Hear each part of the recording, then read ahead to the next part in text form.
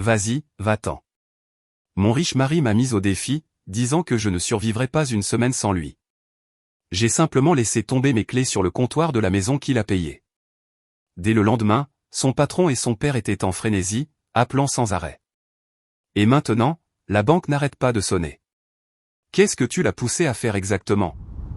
Tu ne tiendrais pas une semaine sans moi, Mila. Ashton posa son verre en cristal, le Macallan à l'intérieur captant la lumière de notre lustre. Sans mon argent, mes relations, ma protection, tu ne serais plus personne. Juste un autre joli visage servant des tables ou répondant au téléphone.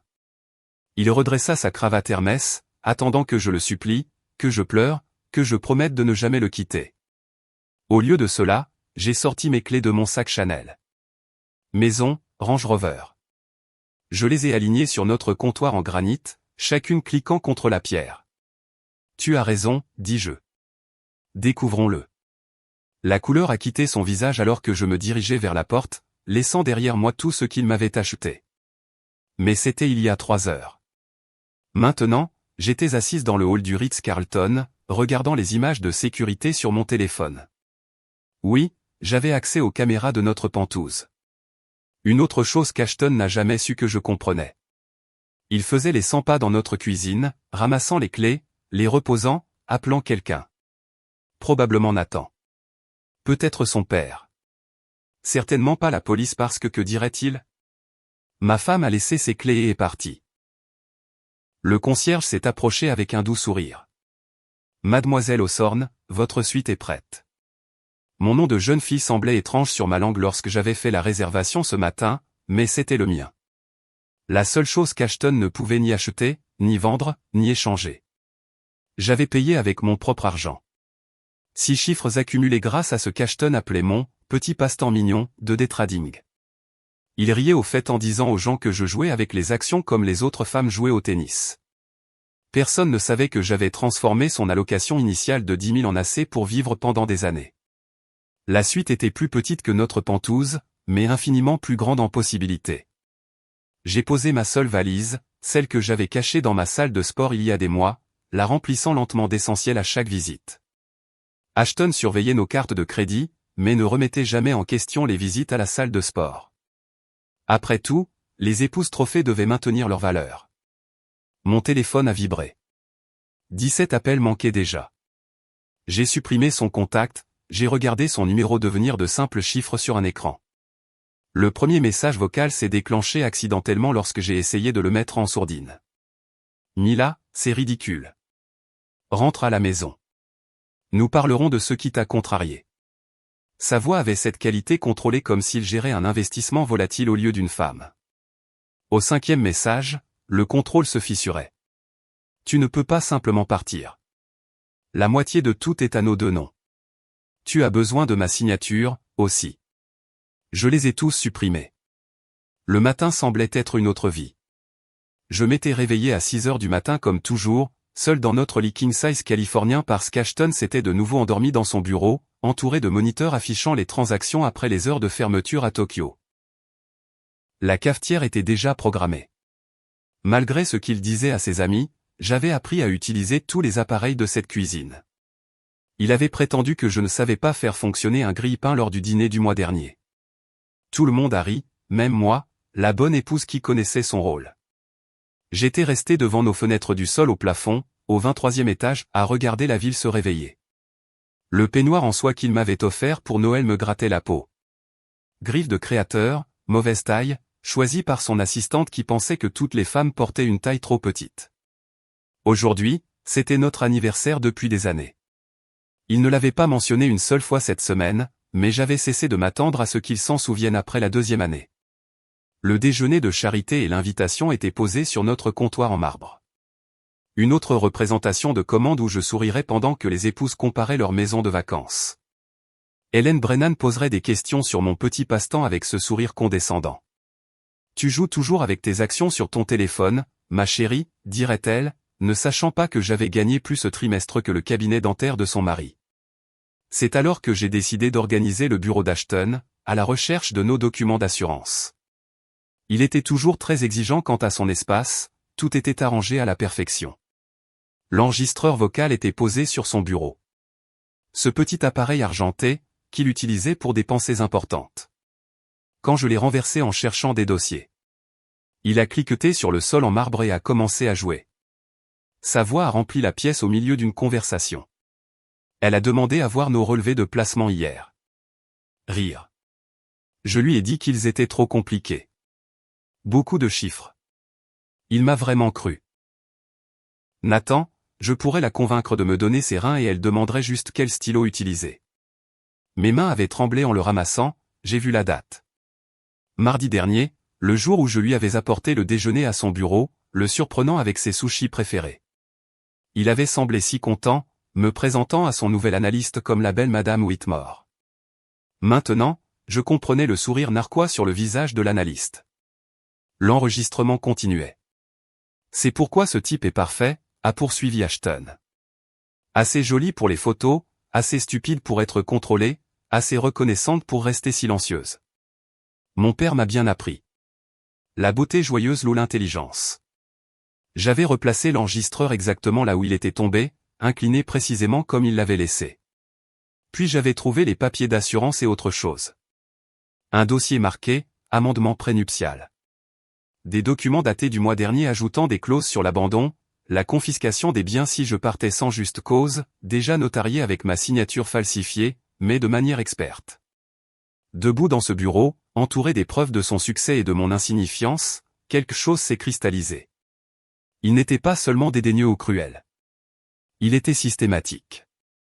J'étais un investissement et il planifiait déjà ma dépréciation. La suite du Ritz avait une vue sur notre immeuble.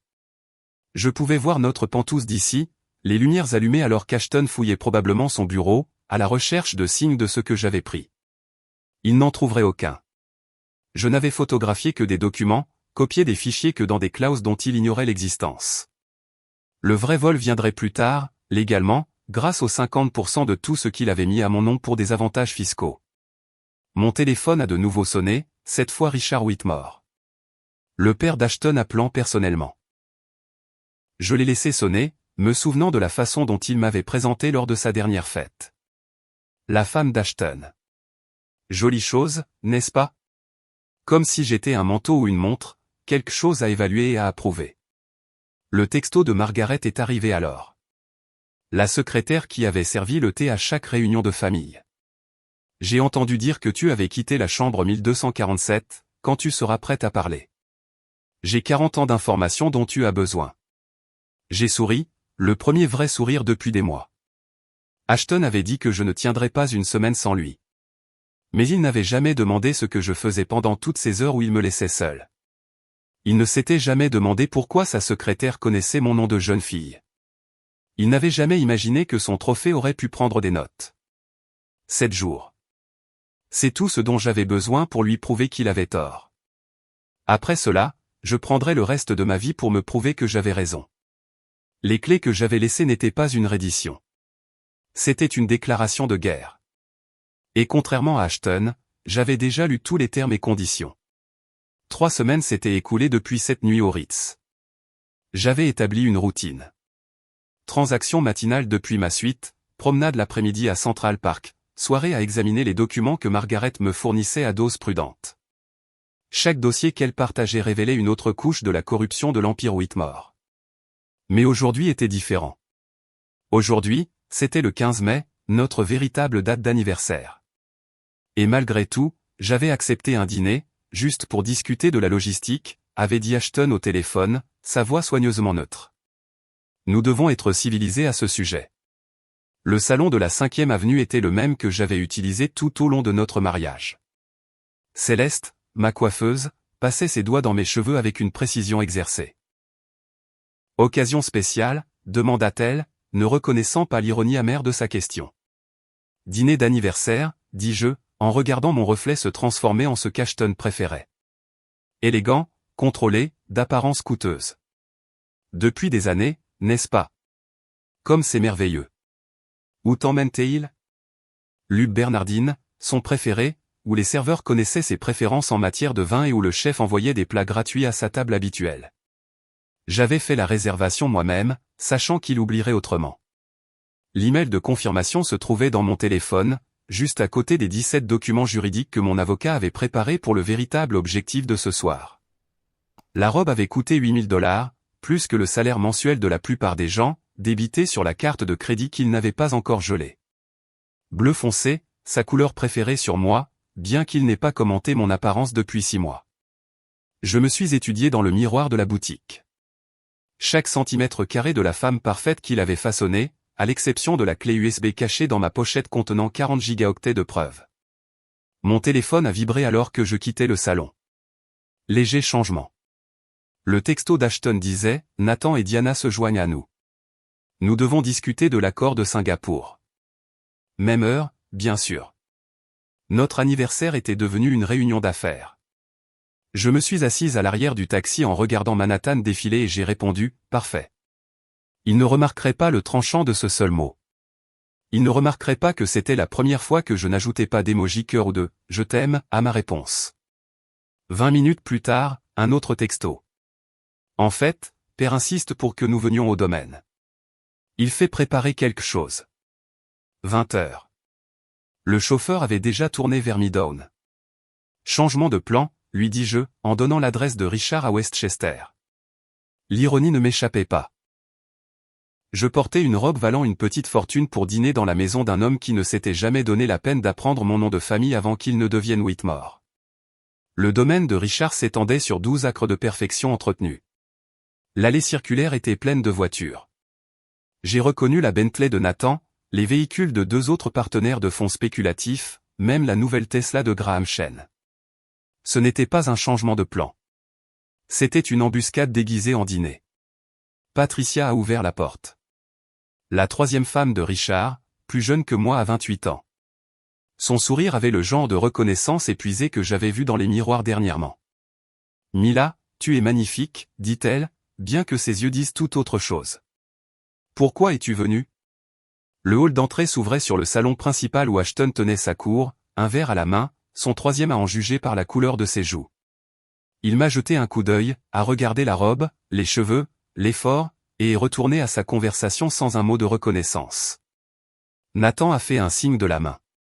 Diana était assise à l'écart, sirotant un martini avec la dévotion de quelqu'un qui préférerait être n'importe où ailleurs. La charmante Mila. Richard a tonné, apparaissant de son bureau. Il m'a embrassé la joue, empestant les cigares et le bourbon. Bien que j'ai entendu dire que tu n'es pas si charmante ces derniers temps. Cette histoire de séparation. Mauvais pour les affaires. Tu comprends ? Margaret est apparue avec un plateau de champagne. Ses yeux ont rencontré les miens pendant une fraction de seconde, assez pour que je voie qu'elle savait exactement ce que c'était. En me tendant un verre, ses doigts ont effleuré les miens. Certains anniversaires, a-t-elle chuchoté à peine audible, concernent des fins, pas des débuts. La salle à manger avait été dressée pour 12 personnes. Je reconnaissais la plupart des visages, des partenaires commerciaux, leurs femmes, même l'avocat d'Ashton, bien que cette prise de conscience soit venue plus tard. Ils avaient orchestré toute cette soirée pour me faire rentrer dans le rang. Je me suis assise à ma place désignée, entre Nathan et la femme de Graham, face à un portrait du père de Richard, le premier Whitmore qui avait bâti cet empire sur le délit d'initié et les mariages stratégiques. Le dîner est arrivé en plusieurs services. Quelque part entre la soupe et le poisson, Ashton a commencé sa performance. Une drôle d'histoire sur la façon dont Mila et moi nous sommes rencontrés, a-t-il annoncé, bien que personne n'ait demandé. La pièce s'est tournée vers lui avec une attention exercée. Elle était à la conférence Milquin, complètement perdue. Elle est entrée dans un panel sur les dérivés en pensant qu'il s'agissait de dérivés d'art. Il a fait une pause pour les rires qui sont venus trop facilement. Elle a demandé si les fonds spéculatifs concernaient les investissements paysagers. Elle pensait littéralement que nous discutions de haies de jardin. L'histoire était une fiction. J'avais été à cette conférence pour présenter ma thèse de fin d'études sur la manipulation du marché dans les économies émergentes, mais cette vérité ne correspondait pas à son récit de sauvetage d'une belle idiote. Dieu merci pour les chiots perdus, ajouta Nathan en levant son verre. Ce sont les meilleurs animaux de compagnie. La main de Diana a trouvé la mienne sous la table, un geste destiné à me réconforter, mais sa pitié était pire que les insultes. J'ai serré une fois, puis je me suis excusé. Sale dos, ai-je murmuré, bien que tout le monde sache que les femmes ne se poudrent plus le nez. La porte du bureau de Richard était entr'ouverte. Son écran d'ordinateur brillait, oublié dans sa hâte de jouer les hôtes. Je me suis glissé à l'intérieur, mémorisant tout. La disposition du bureau, le coffre-fort mural derrière une terrible reproduction des nymphéas de Monet. Le classeur marqué « Privé ». Son mot de passe était écrit sur un post-it collé à son moniteur. Richard III, numéro 1936. Son année de naissance et son personnage préféré de Shakespeare. Ces hommes se croyaient si intelligents. Par la fenêtre, je pouvais voir la table du dîner. Tout le monde riait de quelque chose. Ashton était maintenant debout, faisant des gestes avec son verre de vin, jouant à la perfection le rôle du mari réussi pendant que sa femme réelle se tenait dans l'ombre à recueillir des informations. Quand je suis revenu, la conversation était passée aux affaires. Expansion à Singapour, ratio de levier, évaluation des risques. Les femmes étaient assises en silence, ornementales, tandis que les hommes discutaient de millions comme de l'argent de Monopoly. Puis Nathan, assez ivre pour être cruel, a fait sa déclaration. Vous savez ce qu'est Ashton? C'est un bâtisseur d'empire. Et Mila ici, c'est la vitrine à trophées. Belle, élégante, mais finalement juste pour l'exposition. Les rires qui ont suivi avaient un côté tranchant, comme s'ils savaient tous que la blague était plus profonde que prévu. Ashton a levé son verre. Le meilleur investissement que j'ai jamais fait. D'excellents avantages fiscaux, un entretien minimal, et elle prend de la valeur lors de tous les bons événements sociaux. Margaret débarrassait les assiettes, ses mouvements délibérément lents. Nos yeux se sont croisés à travers la pièce, et dans son regard, j'ai vu 40 ans de rage accumulée, 40 ans à regarder des femmes comme moi être diminuées, rejetées, remplacées. Son léger signe de tête m'a tout dit. Elle avait tout entendu, tout enregistré, était prête quand je le serais. Quelque chose en moi a changé, pas cassé, mais s'est cristallisé, dur et clair comme le diamant à mon doigt qui me semblait soudain être une chaîne. J'étais prête à choisir. Le diamant à mon doigt a capté la lumière alors que je sortais du domaine de Richard cette nuit-là. Chaque facette projetait des arcs-en-ciel qui ressemblaient à de petites promesses de vengeance. Dans la voiture, j'ai sorti un téléphone à clapet bon marché dessous le siège passager. Acheté en espèces dans une bodega où on ne posait pas de questions. Mes doigts ont tapé un simple message au seul numéro enregistré. Mardi, 14h. Jade Garden, Chinatown. La réponse de Margaret est arrivée en quelques minutes. J'apporterai le thé. 3 jours d'attente ont semblé 3 ans. J'ai maintenu ma routine au Ritz, j'ai commandé le service d'étage, j'ai fait de petites transactions pour garder l'esprit vif. Ashton avait cessé d'appeler. Son avocat s'occupait de tout maintenant, envoyant des lettres officielles sur la réconciliation dans l'intérêt de la stabilité financière. Chaque lettre est allée directement à mon destructeur de documents, puis à Patricia Kim, ma nouvelle avocate, qui vivait à 2 heures de route dans le Connecticut, où les relations d'Ashton ne signifiaient rien. Mardi est arrivé gris et humide. Le Jade Garden était coincé entre un salon funéraire et une boutique vendant des sacs à main de contrefaçon, ses fenêtres embuées par des décennies de vapeur provenant de paniers à raviolis. Personne du monde d'Ashton ne se retrouverait jamais ici, ce qui le rendait parfait. Margaret était déjà assise dans le coin du fond, portant un cardigan malgré la chaleur, ressemblant à la grand-mère de quelqu'un qui se serait perdu en allant à l'église. Mais ses yeux contenaient 40 ans de fureur soigneusement documentée. Madame Sweetmore, a-t-elle commencé, et je l'ai interrompue. Hawthorne. J'utilise mon nom de jeune fille maintenant. Elle a souri, poussant une boîte de biscuits au beurre sur la table. La boîte avait l'air ancienne. Des fleurs peintes dessus, le genre que votre tante pourrait utiliser pour du matériel de couture. À l'intérieur, enveloppé dans du papier de soie, se trouvait un tube de rouge à lèvres. Tournez le bas 3 fois, puis tirez, a-t-elle expliqué. Le rouge à lèvres était en fait une clé USB. 16 gigaoctets de ce que Margaret appelait une assurance. J'ai commencé à collectionner en 1982. Dit-elle, la voix à peine au-dessus du brouhaha du restaurant. La première femme de Richard, Helena. Elle savait que quelque chose n'allait pas avec les livres. Elle m'a demandé de regarder, d'écouter. Puis elle a eu son accident. Les doigts de Margaret ont fait des guillemets autour du dernier mot. Voiture seule, temps parfait, frein défectueux. Après cela, j'ai tout gardé. Chaque mémo, chaque transcription d'appel auquel je pouvais accéder, chaque maîtresse payée avec les fonds de l'entreprise, chaque dépôt à la SEC qui ne correspondait pas aux documents internes. Le serveur a apporté le thé et nous nous sommes tus jusqu'à ce qu'il parte. Margaret a versé avec des mains fermes, bien que j'ai remarqué le léger tremblement quand elle a mentionné Helena.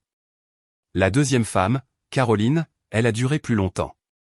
Femme intelligente, MBA de Wharton, a commencé à poser les bonnes questions la 4e année. Richard l'a fait interner pour épuisement. Elle a signé les papiers du divorce depuis un établissement psychiatrique, renonçant à toutes ses prétentions pour éviter un traitement indéfini. Mon thé est devenu froid alors que Margaret décrivait 2 décennies de crimes financiers. Chacun méticuleusement documenté sur cette minuscule clé USB. Mais elle a gardé le pire pour la fin. Votre mari n'est pas seulement complice. Il prépare la femme de Nathan, Diana. Il y a une trace écrite, des fleurs facturées à des sociétés écrans, des réservations d'hôtels qui coïncident avec ses prétendues réunions avec des clients. Il a l'intention de vous quitter, Mila. Mais d'abord, il doit détruire votre crédibilité.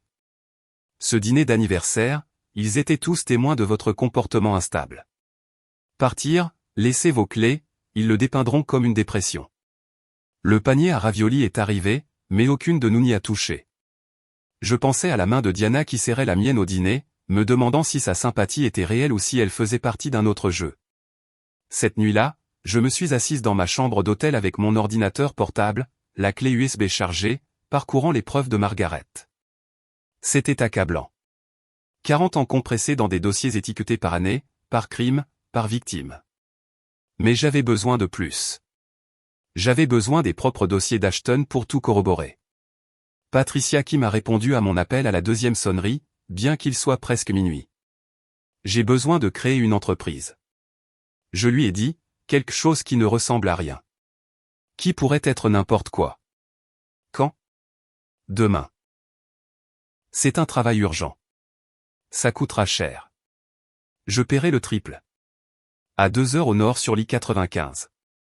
Passer les sorties pour Greenwich et Stanford où les collègues d'Ashton vivaient dans leur propre prison de marbre. Le bureau de Patricia occupait le 2e étage d'un immeuble qui abritait également un dentiste et un préparateur de déclaration de revenus. Pas de marbre, pas d'art moderne, juste des diplômes au mur et une cafetière qui avait connu des jours meilleurs. Elle avait déjà rédigé les papiers. Phantom Rose Holdings LLC, constitué dans le Delaware, enregistré dans le Connecticut, avec une adresse professionnelle qui menait à une boîte postale qui menait à une autre LLC qui ne menait nulle part. La structure est tout à fait légale, a-t-elle expliqué, en faisant glisser des documents sur son bureau, mais suffisamment complexes pour que sa traçabilité prenne des mois de comptabilité judiciaire spécialisée. D'ici là, vous aurez accompli tout ce que vous prévoyez. Comment savez-vous que je prévois quelque chose? Patricia s'est penchée en arrière, m'étudiant. Parce que les femmes qui paient le triple pour une société russe ne le font pas pour le plaisir. Elles le font pour survivre. Une semaine plus tard, Ashton est parti pour Singapour. 5 jours de réunion sur l'expansion sur les marchés asiatiques, avait-il dit, bien que je sache, grâce aux renseignements de Margaret, qu'il mettait en place des comptes que je ne pourrais jamais toucher. La gouvernante, Maria, a semblé soulagée quand je lui ai dit de prendre la semaine de congé. Vacances payées. Nettoyage de printemps. J'ai expliqué, je dois faire ça moi-même. Seul dans notre pantouse, je suis devenu quelqu'un d'autre. Pas l'épouse trophée, pas l'ornement, mais une archéologue judiciaire excavant les preuves de ma propre destruction. Le mot de passe du bureau d'Ashton était d'une sentimentalité embarrassante. Notre date de mariage, comme si cela signifiait quelque chose pour lui au-delà d'un avantage fiscal. Son ordinateur s'est ouvert comme un confessionnal. Des dossiers dans des dossiers. Des transactions horodatées à la minute près montrant des schémas clairs. Richard déjeunait avec certains dirigeants. En quelques heures, Ashton effectuait des transactions dans ses entreprises. Le schéma était si évident une fois qu'on savait le chercher. Dans son tiroir verrouillé, celui dont il pensait que je ne connaissais pas l'existence, se trouvait une correspondance qui m'a retourné l'estomac. Pas seulement à propos de Diana, mais à propos de moi. Des emails à Nathan discutant de ma fragilité mentale. Des suggestions que je pourrais avoir besoin d'une intervention professionnelle, des plans pour me faire évaluer par un psychiatre, Richard New, qui avait témoigné lors de l'internement de Caroline. Mes mains sont restées fermes alors que je photographiais chaque page, que je téléchargeais chaque fichier dans le stockage cloud crypté de Phantom Rose Holdings. Chaque document a été remis exactement là où je l'avais trouvé, aligné au millimètre près. Ashton reviendrait dans un bureau qui aurait l'air intact, tandis que je détiendrais des copies de tout ce qui pourrait le détruire. Le dernier document se trouvait dans son coffre-fort personnel, il avait caché la combinaison dans un livre sur Warren Buffett. Se croyant malin, à l'intérieur, au-delà de l'argent liquide et des pièces d'or, se trouvait un seul dossier marqué « Stratégie de sortie », non pas pour les transactions ou les affaires.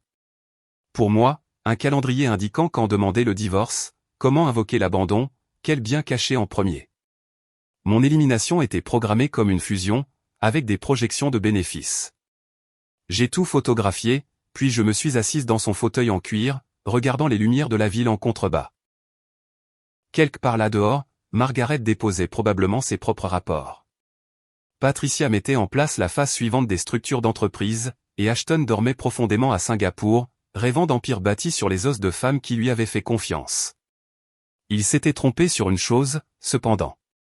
Je n'étais pas juste un autre trophée dans sa vitrine.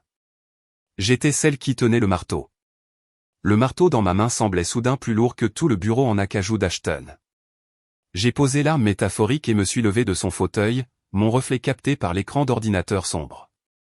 Une femme que je reconnaissais à peine, quelqu'un de plus dur et de plus calculateur que la fille qui avait marché dans l'allée il y a 4 ans.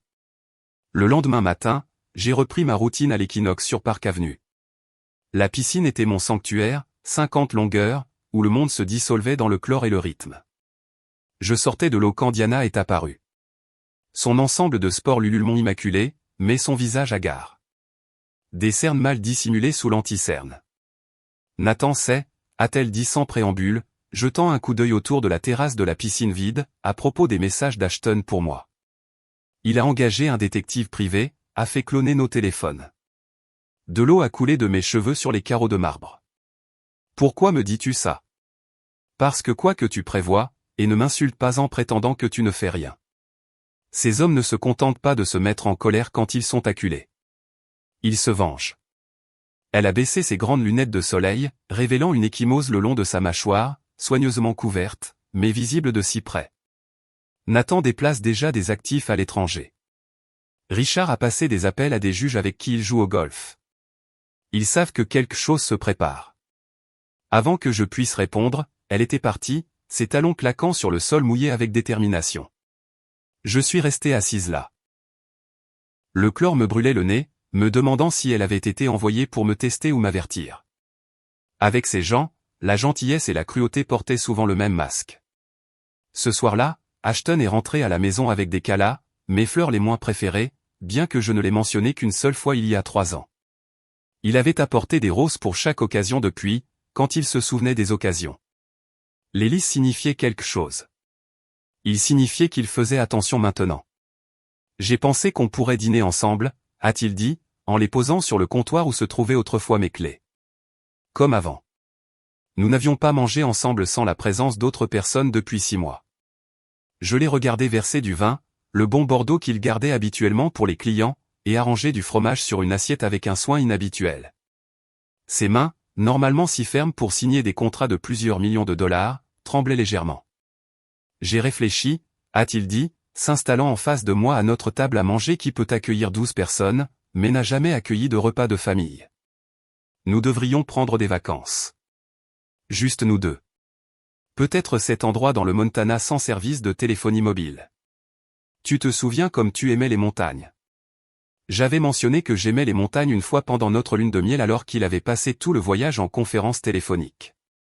Le fait qu'il s'en souvienne ressemblait à un piège à ressort avec des dents. Quand ai-je demandé, en coupant un morceau de manchego avec une précision chirurgicale. La semaine prochaine ou plutôt, demain même. Son empressement le trahissait. Tu as l'air stressé, Ma.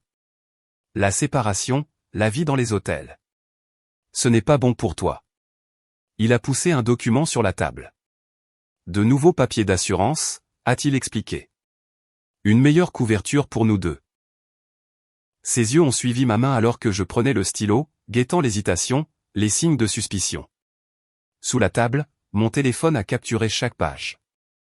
L'application de Patricia Kim fonctionnait silencieusement, stockant les images dans le cloud crypté de Phantom Rose. Tu me fais confiance, n'est-ce pas? Sa question est restée suspendue entre nous comme un lustre sur le point de tomber. Complètement. J'ai menti, en signant mon nom avec la même main qui avait documenté ses plans pour me détruire. 3 jours plus tard, ma mère est arrivée de l'Ohio, sa présence annoncée par Ashton lui-même, la récupérant à JFK, ce qu'il n'avait jamais fait auparavant. Il a porté ses bagages, a complimenté sa nouvelle coupe de cheveux, a posé des questions sur son jardin avec un intérêt fin, si poli qu'il brillait. Oh, ma chérie, a-t-elle haleté, me prenant à part dans la cuisine pendant qu'Ashton lui préparait un gin tonic avec le ratio précis qu'elle préférait. Tu ne m'as pas dit que les choses s'étaient améliorées. Il a l'air si dévoué. Les mots que je voulais dire se sont accumulés derrière mes dents. Il joue la comédie, maman. C'est un spectacle où tu es le public et je suis l'accessoire. Et quelque part, il y a une finale qui se termine par mon internement ou ma mort. Papa, ai-je souri. Il est plein de surprises. Cette semaine est devenue une masterclass des capacités d'Ashton. Des spectacles de Broadway qu'il avait auparavant qualifiés de perte de temps. Des dîners dans des restaurants qu'il avait réservés des mois à l'avance. Bien que je sache que son assistant avait tiré les ficelles ce matin-là, une journée surprise au spa pour nous deux pendant qu'il s'occupait de quelques affaires. Maman rayonnait sous la tension, des larmes se formant réellement lorsqu'il a porté un toast en son honneur au dîner, la qualifiant de femme qui avait élevé une fille si incroyable. Je l'ai regardé de l'autre côté de la table alors qu'il jouait le rôle du gendre parfait, et j'ai réalisé avec une clarté froide que je n'avais jamais vraiment vu Ashton essayer auparavant. C'était lui à pleine puissance. Le charme qui avait bâti son empire, dirigé maintenant à convaincre ma mère que sa fille était en sécurité. La dernière nuit de sa visite, elle s'est assise sur mon lit dans la chambre d'amis, me tenant les mains. Ma chérie, tu as perdu du poids. Et ton sourire, il est différent, étudié.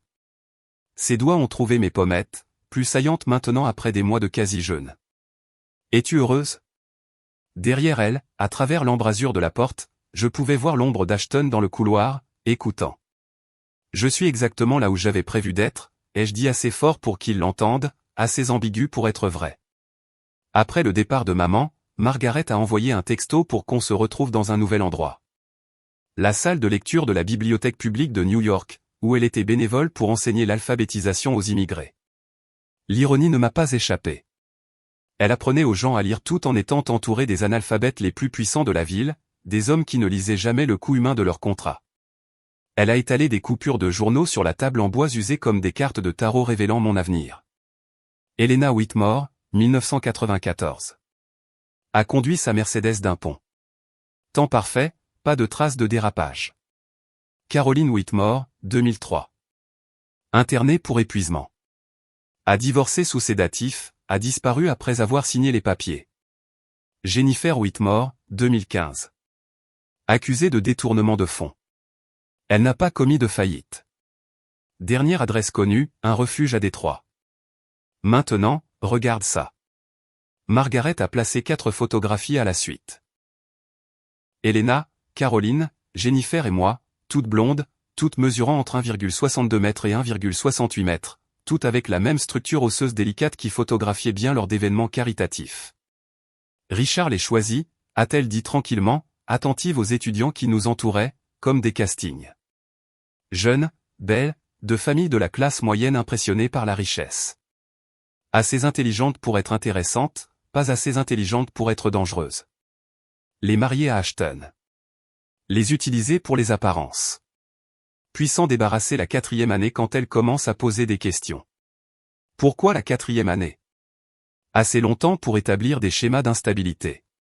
Assez court pour qu'aucun lien réel ne se forme avec le cercle social. La 5e année, vous êtes soit parti, soit brisé. Elle a touché ma main, sa peau fine comme du papier, mais sa prise ferme. Tu en es à 4 ans et 3 mois.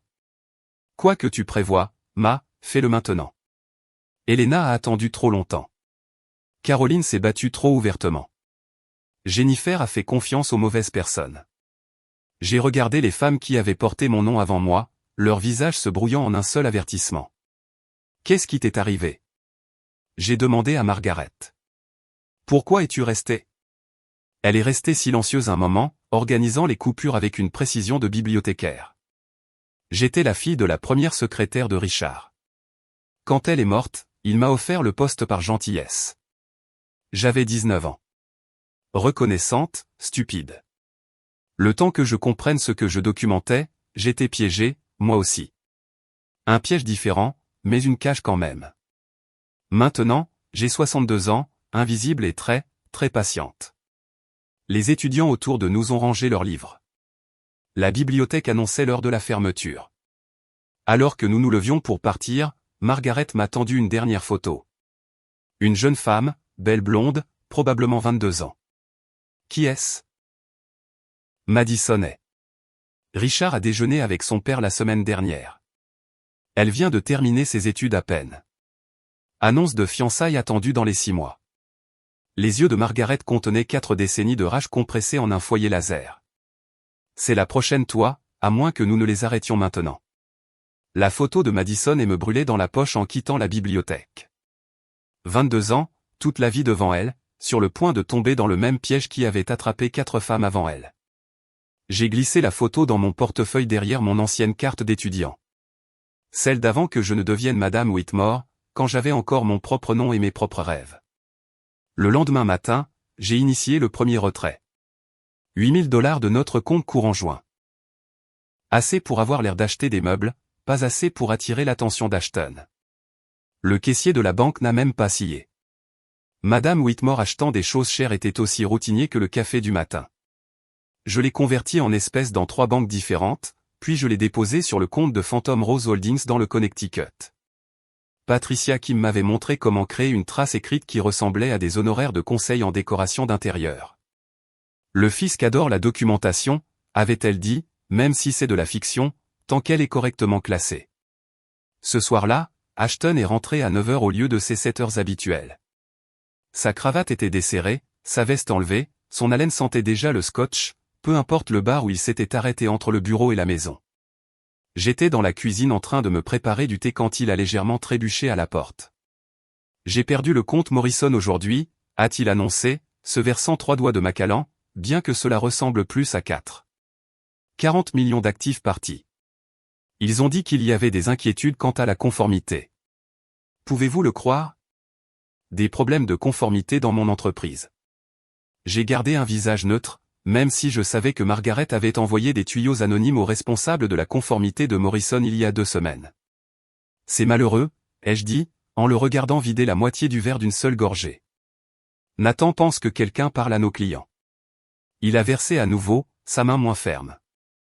Il dit qu'il y a des rumeurs d'une enquête de la SEC. Ridicule. Le lendemain, j'ai déplacé 12 000 $. Le surlendemain 15. Des soins au spa, j'ai dit à la seule caissière qui a demandé, mon mari voulait que je me fasse dorloter. Elle a souri d'un air entendu, pensant probablement à son propre mari, qui ne remarquait jamais de telles dépenses. La consommation d'alcool d'Ashton a augmenté en parfaite proportion avec ses pertes. Chaque nuit apportait une nouvelle crise. Un autre client retirant des fonds. Un autre partenaire posant des questions. Une autre rumeur d'implication fédérale. Il se tenait dans son bureau. Appel sur haut-parleur pendant qu'il faisait les 100 pas et buvait. Signant tout ce que je lui apportais sans lire. Ajustement de procuration, modification d'assurance, amendement de fiducie. Sa signature devenait de plus en plus brouillonne à chaque jour qui passait. Patricia a appelé jeudi matin d'un numéro que je n'ai pas reconnu. Pouvez-vous vous rencontrer aujourd'hui? Urgent. Je l'ai trouvée sur une aire de repos de l'I-95, assise dans sa Honda raisonnable, ressemblant à n'importe quelle autre avocate de banlieue, à l'exception de la tension dans ses épaules. Le FBI m'a contacté, a-t-elle dit sans préambule. Ils savent que je vous représente. Ils veulent parler. Ma poitrine s'est serrée. Comment ont-ils fait? Richard Whitmore fait l'objet d'une enquête depuis 18 mois. Un ancien employé nommé Denny Chin a déposé une plainte de dénonciation. Ils ont constitué un dossier, mais ils ont besoin de quelqu'un ayant un accès interne pour corroborer. Elle m'a tendu une carte de visite. Agent Sarah Coleman. Elle a spécifiquement demandé à vous voir. Leur avez-vous dit quelque chose? Secret professionnel. Mais Mila, si vous voulez bouger, ce doit être maintenant. Une fois que le FBI rendra public son enquête, tous les actifs seront gelés. Tout ce que vous n'aurez pas déplacé sera bloqué dans des litiges pendant des années. Cette nuit-là, J'ai regardé Ashton se verser son 6e verre avant le dîner. Son téléphone sonnait constamment. Nathan, Richard, avocat, gestionnaire de crise. Chaque appel le faisait boire plus, signer plus. Soupçonner tout le monde sauf la femme qui remplit tranquillement son verre. Peut-être que tu devrais manger quelque chose, ai-je suggéré, jouant l'épouse inquiète tout en calculant combien de temps son foie pourrait supporter ce rythme. Pas faim, a-t-il marmonné, puis il m'a regardé avec des yeux injectés de sang. Tu as été différente dernièrement. Plus calme. Thérapie. J'ai menti en douceur, apprenant à accepter ce que je ne peux pas changer. Samedi est arrivé avec la réunion mensuelle des dames auxiliaires au Riverside Country Club. Je l'avais redouté, sachant que Hélène Brennan serait là avec sa coterie d'épouses qui s'était amusée à me rabaisser pendant 4 ans. Mais la nouvelle de Patricia avait allumé quelque chose en moi. Un compte à rebours jusqu'à ce que je puisse arrêter de faire semblant. Hélène a commencé avant même que je ne sois assise. Mila, ma chérie, tu joues toujours avec tes petites applications d'investissement. C'est si mignon quand les femmes ont des passe-temps comme des enfants avec des cuisines jouets. La pièce a ricané avec un rire exercé. Margaret se tenait dans le coin en versant du thé, invisible comme du papier peint. Nos yeux se sont croisés pendant une fraction de seconde. En fait, Hélène, ai-je dit, ma voix portant à travers la pièce. Mon portefeuille a augmenté de 3 cents 40% cette année. Et le tien? Le silence est tombé comme une guillotine. Le visage d'Hélène est passé de condescendant à choqué, sa bouche s'ouvrant et se fermant comme un poisson sorti de l'eau. Je suis désolé, quoi? A-t-elle réussi à dire? 340%. Voudriez-vous voir les relevés? J'ai particulièrement apprécié de vendre à découvert la société pharmaceutique de votre mari le mois dernier. J'ai fait un carton quand leur brevet a été rejeté. Vous étiez au courant du rejet du brevet, n'est-ce pas? Le visage d'Hélène est devenu blanc. Elle n'était pas au courant. Dans la pièce, d'autres femmes se sont penchées en avant, me voyant soudain comme autre chose que le joli accessoire d'Ashton.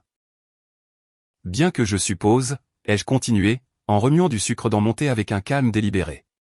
Certaines d'entre nous préfèrent de vraies cuisines à des jouets, et certaines d'entre nous préfèrent de vrais portefeuilles à des semblants. Margaret a en fait souri. Pas beaucoup, juste un léger relèvement de ses lèvres alors qu'elle remplissait ma tasse. La réunion s'est poursuivie dans un silence étrange, les commérages habituels remplacés par des regards prudents dans ma direction. Le soir, Ashton en entendrait parler.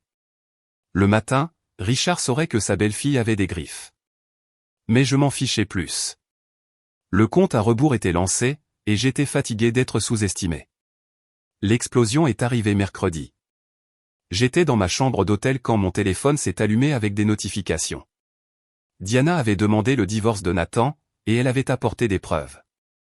Pas seulement l'infidélité, 3 maîtresses en 2 ans, mais aussi la fraude financière, des comptes cachés et une correspondance électronique particulièrement accablante où Nathan discutait de l'élimination de Diana avec son avocat.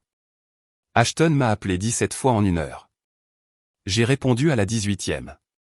Qu'est-ce que tu lui as dit? A-t-il exigé sans préambule. Dire à qui? Diana. Nathan pense que je lui ai divulgué des informations. Il dit que vous étiez amical lors des dîners, que vous deviez avoir. Je ne lui ai rien dit. J'ai dit la vérité. Diana avait trouvé ses propres preuves, mené sa propre guerre. Nous étions des soldats parallèles qui n'avions jamais comparé nos notes. Au téléphone, j'ai entendu quelque chose se briser dans son bureau. Il se retire du fond. 20 ans de partenariat parti. Il dit que je l'ai trahi pour une femme. Son rire était amer, brisé. Je n'étais même pas intéressé par Diana. Il est trop vieux, trop intelligent. Je gardais juste mes options ouvertes. L'aveu aurait dû me faire mal, mais je n'ai rien ressenti. J'ai juste pris une note dans mon téléphone. Des preuves dont Patricia pourrait avoir besoin plus tard. Tu as toujours pensé que tu étais plus intelligent que tout le monde. J'ai entendu Nathan crier en arrière-plan. Eh bien, félicitations. Tu nous as détruits tous les deux. La ligne s'est coupée. Ashton n'a pas rappelé, mais Margaret a envoyé un texto 1 heure plus tard. Richard a convoqué une réunion d'urgence. Tous les partenaires, l'empire se fissure. J'ai regardé le texto de Margaret pendant 1 minute entière. Les mots, l'empire se fissure, brillait sur mon écran comme une prophétie qui se réalisait enfin. Mes mains ont bougé sans pensée consciente, sortant une perruque rousse de mon placard. Achetée en espèces il y a 3 semaines dans un magasin de costumes du Queens où on ne posait pas de questions. La robe était en polyester, du prêt-à-porter de chez Target, quelque chose que ma Whitmore ne porterait jamais. Des lunettes de soleil sombre complétaient la transformation en personne, n'importe qui, quelqu'un qui n'existait pas dans le monde des Whitmore. L'immeuble de bureau de Nathan sur Madison Avenue avait le genre de sécurité qui avait l'air impressionnante, mais qui était surtout du théâtre. J'y étais allé des dizaines de fois en tant que femme d'Ashton, je savais que les gardes prenaient leur pause déjeuner à 12h30, je savais que l'assistante de Nathan, Sarah, prenait toujours 45 minutes pour aller chercher des sushis à l'endroit à 3 pâtés de maison de là. Le trajet en ascenseur jusqu'au 42e étage a semblé interminable. Dans mon sac à main, une enveloppe manille contenait des captures d'écran imprimées de chaque message qu'Ashton avait envoyé à propos de Nathan. La moquerie, le mépris, les plans détaillés pour voler ses clients une fois le partenariat dissous. Mais le vrai poison était au fond. Les projections financières d'Ashton pour acquérir Diana après son divorce, avec des calculs sur sa richesse héritée et comment y accéder par le mariage. La porte du bureau de Nathan était en acajou massif avec son nom en lettres d'or. J'ai glissé l'enveloppe en dessous, je l'ai entendu chuchoter sur son tapis perçant, puis je suis retourné à l'ascenseur sans me presser. La caméra de sécurité montrerait une femme qui pourrait être n'importe qui, marchant avec détermination mais sans urgence. 3 heures plus tard, Margaret m'a transmis un email de l'assistante d'Ashton. Lettre de dissolution de partenariat reçue de Nathan Chin, effet immédiat. L'équipe juridique demande une réunion d'urgence. L'hôtel Warwick sur la 54e rue acceptait toujours les espèces si vous en aviez assez. Je me suis enregistré sous le nom de Mila Hawthorne, mon nom de jeune fille me semblant être une armure. J'avais enfin retrouvé comment le porter. La chambre était petite mais propre avec un bureau où j'ai installé mon ordinateur portable et le téléphone prépayé que Patricia m'avait donné. La ligne d'assistance au dénonciateur de la SEC a répondu après 12 sonneries. D'abord, un système automatisé. Appuyez sur 1 pour ceci, 2 pour cela, comme si signaler des crimes financiers était aussi simple que de commander une pizza. Enfin, une voix humaine.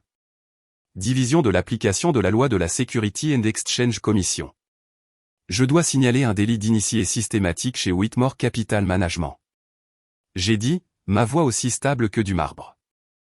J'ai 5 ans de preuves documentées, y compris des transactions horodatées qui correspondent à des informations matérielles non publiques. L'agent, elle a dit qu'elle s'appelait Jennifer Lou, est restée silencieuse pendant que je déballais tout. Les déjeuners de Richard avec des cadres, suivis des transactions parfaitement synchronisées d'Ashton. Les sociétés écrans, les comptes offshore, le schéma si clair qu'un enfant pourrait le suivre. Elle a posé des questions techniques qui ont révélé qu'elle comprenait exactement ce que je décrivais. Pourquoi vous présentez-vous maintenant, Madame Whitmore? J'ai regardé par la fenêtre la ligne d'horizon de Manhattan. Toutes ces tours construites par des hommes comme Richard et Ashton. Parce que je comprends enfin que rester silencieuse me rend complice. Et parce qu'ils ont l'intention de faire à une autre femme ce qu'ils m'ont fait. Après l'appel, j'ai pris les 40 ans de preuves de Margaret, copiées sur 3 clés USB distinctes, et j'en ai placé une dans un coffre-fort à la Chase, une à la Bank of America et une dans le coffre-fort du bureau de Patricia. Les instructions étaient simples. Si quelque chose m'arrivait, tout divulguer au FBI, à la SEC et au New York Times simultanément. Ce soir-là, la Mercedes noire de Richard s'est garée dans le garage de notre immeuble. J'ai regardé par la fenêtre du Penthouse alors qu'il en sortait, son visage crispé par un mélange de fureur et de peur. Il n'a pas pris la peine de passer par le portier, il avait sa propre clé, le privilège d'un beau-père qui possédait 30% du fonds de son fils. Où sont tes livres? La voix de Richard a traversé le Penthouse avant même qu'il n'ait atteint le bureau d'Ashton. Papa, quoi les livres, Ashton? Maintenant. Je me suis faite petite dans la cuisine, préparant du café avec une normalité délibérée pendant que leur voix montait et descendait à travers les murs. Mon téléphone, enregistrant tout, était posé contre un vase sur la table du couloir, captant chaque mot. Nathan est parti, disait Ashton, mais on peut s'en sortir sans lui. Nathan est parti. Morrison est parti. Chin a tout retiré ce matin. Le FBI était au bureau de Shen. Ashton posait des questions sur nos schémas de trading. C'est impossible. Tout ce que nous faisons était à l'épreuve des balles jusqu'à ce que quelqu'un commence à parler. La voix de Richard est devenue dangereusement basse. Tu m'as promis que les femmes étaient gérées. Tu as dit que Mila était trop stupide pour comprendre ce qu'elle signait. Elle l'est, a insisté Ashton. Elle ne sait même pas lire un relevé financier. Je suis entré avec le plateau de café, mon visage parfaitement vide. L'épouse dévouée servant des boissons pendant que son monde la dégoûtait comme des meubles. Ils m'ont tous les deux regardé. Richard avec une évaluation froide. Ashton avec une certitude dédaigneuse. De la crème. J'ai demandé à Richard. Il m'a ignoré, se retournant vers son fils. Trouve la fuite. Répare là où nous sommes tous finis. Ils ont travaillé jusqu'à 2 heures du matin. Étalant des papiers sur le bureau d'Ashton comme des cartes de tarot qui pourraient révéler leur avenir.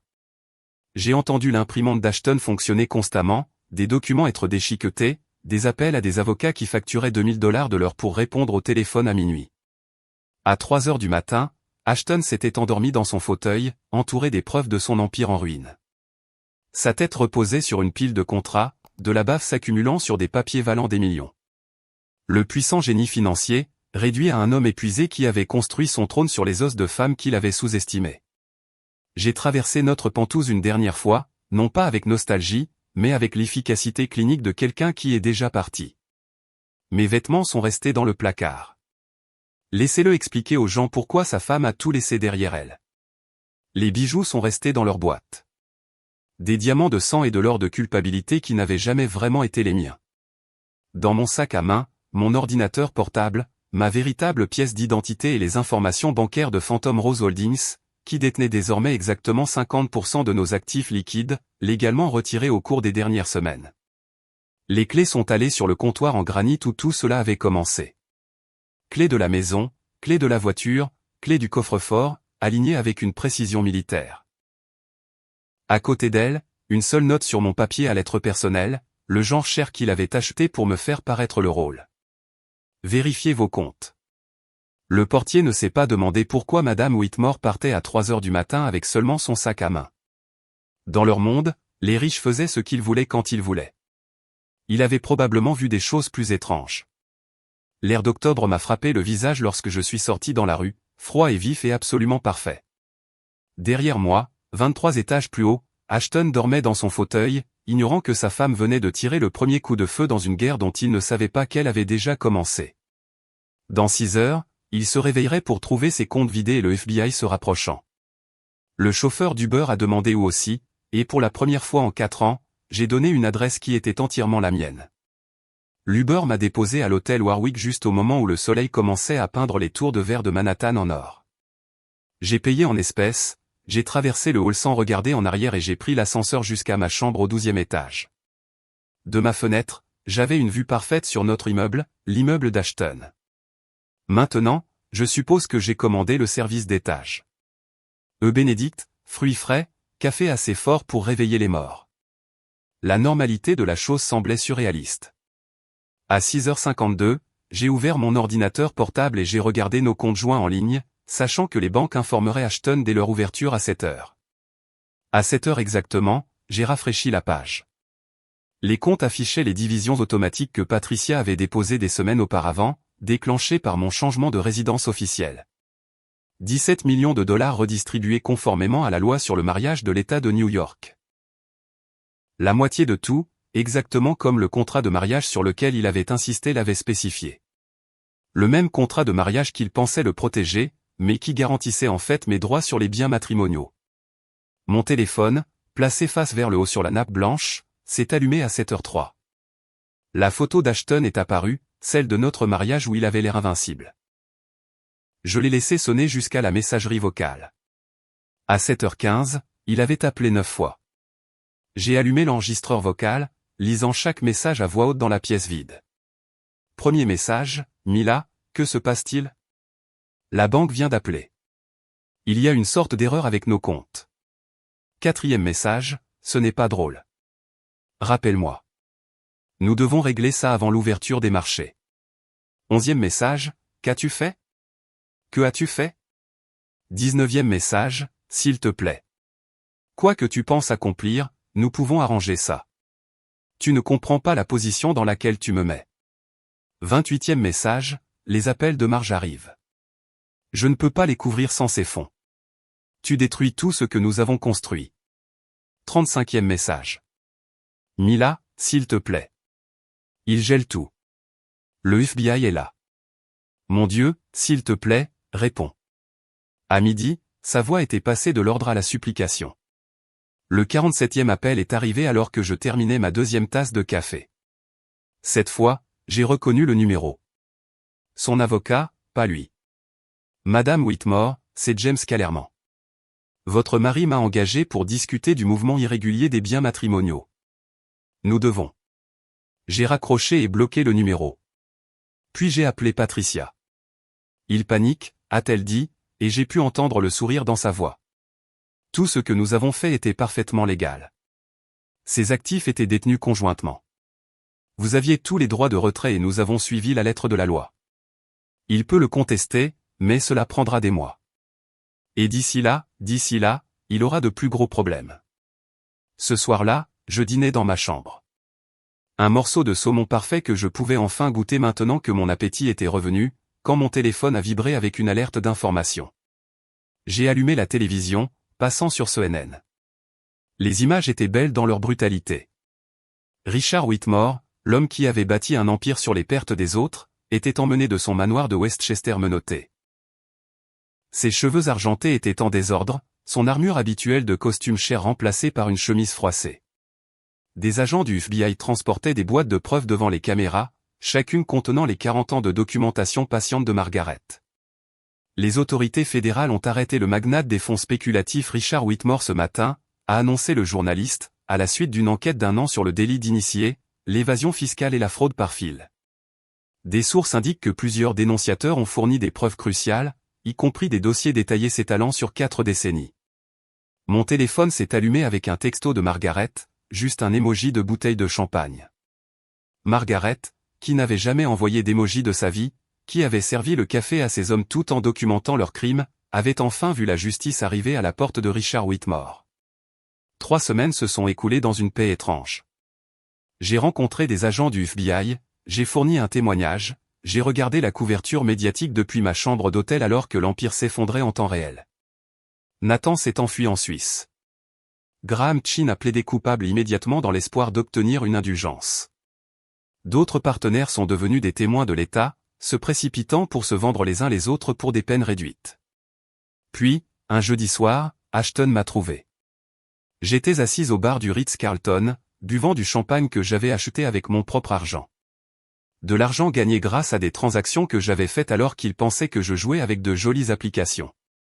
Il ressemblait à un fantôme portant un costume cher. Mal rasé, les yeux creux. Sa veste Tom Ford froissée comme s'il avait dormi dedans. « Tu as tout détruit », a-t-il dit sans préambule, se tenant trop près, sentant le whisky. À 18h, je me suis retourné sur mon tabouret de bar, j'ai rencontré ses yeux injectés de sang directement. J'ai tout révélé. Il y a une différence. Nous avions une vie. Nous avions ? Tu avais une vie. J'avais un rôle dans ta performance. J'ai pris une gorgée de champagne, laissant les bulles se déposer avant de continuer. Tu as dit que je ne survivrais pas une semaine sans toi. Cela fait 21 jours et c'est toi qui as l'air de te noyer.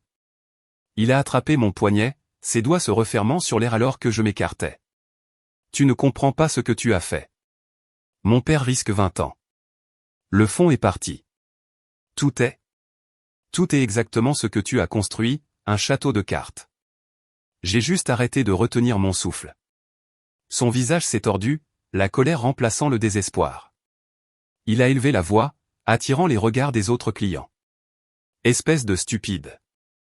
La barmaid, une femme de l'âge de Margaret, s'est avancée. Je vais devoir vous demander de partir. Savez-vous qui je suis ? A demandé Ashton. Quelqu'un qui dérange nos clients, a-t-elle répondu calmement. La sécurité est arrivée en quelques minutes. 2 hommes qui ont guidé Ashton dehors avec une efficacité professionnelle pendant qu'il criait à propos d'avocats et de poursuites. La barmaid est retournée à son poste, a poli un verre et a posé une autre flûte de champagne devant moi. Offert par la maison, a-t-elle dit. C'était attendu depuis longtemps. 2 jours plus tard, Diana et moi avons été appelés à témoigner le même jour, bien que nous ne nous soyons jamais coordonnés. Elle avait l'air plus forte que je ne l'avais jamais vue. Plus la fleur fanée des dîners. Nous nous sommes assises dans le couloir du palais de justice, sans parler, mais comprenant tout. Le témoignage de Margaret est arrivé en dernier et a duré 3 jours. Elle a apporté des preuves pour tout, chaque pot de vin, chaque menace, chaque femme qu'ils ont détruite. Elle a parlé de l'accident d'Elena, de l'internement de Caroline, de la faillite fabriquée de Jennifer. Elle a présenté 4 décennies de preuves avec la précision de quelqu'un qui se préparait à ce moment toute sa vie. Pourquoi avez-vous gardé tout ça, a demandé le procureur. Margaret a ajusté ses lunettes, a regardé directement Richard là où il était assis au banc des accusés. Parce que je savais qu'un jour quelqu'un serait assez courageux pour l'utiliser. Quelqu'un comme Madame Hawthorne. Le procureur a semblé confus. Vous voulez dire Madame Whitmore? Non, a dit Margaret fermement. Je veux dire Mademoiselle Hawthorne. Elle a repris son nom. Elle a tout repris. Cette nuit-là, Patricia a appelé avec des nouvelles. Le procureur dit que les seules preuves de Margaret garantissent des condamnations. Richard ne reverra jamais la liberté. Ashton risque 15 à 20 ans. Je me tenais à la fenêtre de mon hôtel, regardant les lumières de la ville. Toutes ces tours qui resteraient debout bien après que l'Empire Whitmore se soit transformé en poussière.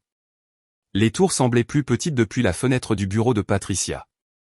Ou peut-être que je les voyais simplement différemment maintenant. Elle a fait glisser le jugement de divorce final sur son bureau. Un document qui ne pesait rien mais qui changeait tout. La décision du juge est arrivée ce matin, a-t-elle dit, incapable de cacher sa satisfaction. La maison, 60% des actifs liquides restants, plus vos biens propres restent intacts. La salle d'audience était bondée 3 jours plus tôt. Ashton était assis à côté de son avocat, portant le même costume qu'il avait porté à notre mariage, bien qu'il flotte sur lui maintenant. Le stress avait effacé son vernis de garçon en or, laissant quelqu'un que je reconnaissais à peine. Son avocat, Kellerman, avait tenté un dernier coup désespéré. Madame Whitmore a profité de ses crimes présumés. Elle a vécu dans le luxe, a profité des produits. Patricia s'est levée en douceur, sortant son ordinateur portable. Votre honneur, j'aimerais jouer un enregistrement de l'enregistreur vocal personnel de Monsieur Whitmore, daté d'il y a 14 mois. La voix d'Ashton a rempli la salle d'audience, claire et méprisante. Elle ne comprendrait pas un relevé financier si je lui faisais des dessins. C'est la beauté d'épouser quelqu'un de décoratif. Elle est trop stupide pour poser des questions compliquées. La juge Catherine Chin, une femme qui avait probablement entendu toutes les variantes de cette histoire, a regardé directement Ashton. Monsieur Whitmore, il semble que vous vous soyez bien trompé sur l'intelligence de votre femme. Peut-être que si vous aviez été moins convaincu de sa stupidité, vous auriez été plus prudent avec vos crimes. Maintenant, tenant le jugement, j'ai signé mon nom, Mila Hawthorne. Sur chaque ligne, Patricia a indiqué. Chaque signature ressemblait à la récupération d'un morceau de moi-même que j'avais oublié d'exister. La récompense du dénonciateur devrait être versée la semaine prochaine, a ajouté Patricia. Entre la vôtre et celle de Margaret, vous aurez plus qu'assez pour vos projets. Margaret attendait dans le hall, vêtue d'un nouveau costume. La première fois que je la voyais dans autre chose que des vêtements de domestique. Nous avons marché 2 pâtés de maison jusqu'à l'immeuble où le fonds d'Ashton opérait autrefois. Le répertoire dans le hall avait encore un espace vide où Whitmore Capital Management avait été répertorié. 3e étage, a dit Margaret en appuyant sur le bouton de l'ascenseur. Le propriétaire nous a fait un prix. Apparemment, avoir une fondation pour les survivantes d'abus est une meilleure publicité que d'avoir des bureaux vides. L'espace était modeste. 4 pièces qui avaient autrefois été un cabinet dentaire. Mais les fenêtres donnaient à l'est, captant la lumière du matin, et il y avait quelque chose de poétique à construire notre avenir sur les ruines d'Ashton. Fondation Phoenix, a lu Margaret sur le panneau temporaire que nous avions accroché ce matin-là. Renaître de ses cendres. Notre première cliente est arrivée cet après-midi-là. Jennifer Chin, épouse d'un cadre pharmaceutique qui avait truqué les données des essais cliniques. Elle serrait un dossier de documents comme une bouée de sauvetage. Mon mari dit que je suis paranoïaque, a-t-elle chuchoté, regardant entre Margaret et moi. Il dit que je ne comprendrai pas la science de toute façon. Margaret s'est penchée en avant, ses 40 ans d'expérience compressés en une certitude absolue. Chaque document raconte une histoire, Madame Chin. Nous allons vous aider à écrire une nouvelle fin. 2 semaines avant Thanksgiving, ma mère a appelé. Je viens te rendre visite, a-t-elle annoncé, sans demander. J'ai besoin de voir ma fille. J'avais emménagé dans un appartement de 2 chambres à Brooklyn, beaucoup plus petit que le Penthouse, mais plein de fenêtres et de lumière. La cuisine était exiguë, mais fonctionnelle, et j'avais appris à cuisiner pour de vrai, pas seulement à réchauffer des choses. Maman est arrivée avec une valise et 1000 questions qu'elle était trop polie pour poser. Je l'ai rencontrée à JFK moi-même, au volant de ma propre Honda d'occasion. Fiable, pratique, invisible dans la circulation. Tu as l'air différente, a-t-elle dit, en étudiant mon visage alors que nous étions dans les embouteillages de l'aéroport. Plus jeune, en quelque sorte plus légère. Cette semaine-là, nous n'avons pas parlé d'Ashton, du procès ou de l'argent qui se trouvait sur des comptes auxquels je pouvais accéder mais que je touchais rarement. Nous avons parlé de la fondation, de l'humour sec de Margaret, des femmes qui venaient nous voir portant des secrets comme des pierres. J'ai préparé le dîner de Thanksgiving, une dinde légèrement sèche, une farce parfaite, de la sauce au canneberge en conserve parce que certaines traditions méritent de survivre. Maman m'a regardé bouger dans ma cuisine, à l'aise dans mon espace d'une manière que je n'avais jamais été dans le Penthouse. Tu es heureuse, a-t-elle dit, non pas une question, mais une révélation. Je suis libre, ai-je corrigé, puis j'ai reconsidéré, ce qui pourrait être la même chose. Elle est restée une semaine de plus, dormant dans la chambre d'amis que j'avais peinte en vert sauge, lisant des livres pendant que je travaillais sur les cas de la fondation. La dernière nuit, elle m'a serré dans ses bras comme elle le faisait quand j'étais petite, avant que j'apprenne à jouer le bonheur au lieu de le ressentir. Je suis fière de toi, a-t-elle chuchoté. Pas pour lui avoir survécu, mais pour être devenu toi-même. 6 mois s'étaient écoulés depuis que j'étais sorti du Penthouse. Le printemps arrivait à Brooklyn, et je me tenais sur le seuil de la maison. Ma maison maintenant, bien que je ne sois revenu que pour signer les derniers papiers. Les pièces résonnaient d'absence, les affaires d'Ashton ayant été enlevées depuis longtemps par des déménageurs que sa mère avait engagés. Mon téléphone a sonné. Margaret, sa voix pleine d'énergie d'une manière que 40 ans de silence n'avaient jamais permise. Nous avons une nouvelle cliente, a-t-elle dit. La femme du sénateur Williams. Elle documente les violations du financement de la campagne depuis 2 ans. J'ai regardé les clés dans ma main, celles que j'avais reprises, celles que j'avais laissées, celles que j'avais gagnées. Elles étaient plus lourdes maintenant, chargées de but au lieu de vengeance. Par la fenêtre, je pouvais voir Madison et passer avec son nouveau fiancé.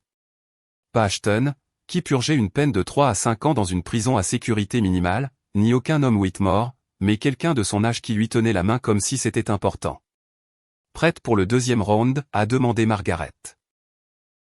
J'ai pensé aux 17 femmes qui étaient passées par nos portes en seulement 3 mois, pour avoir réussi à quitter leur mariage avec leurs biens intacts.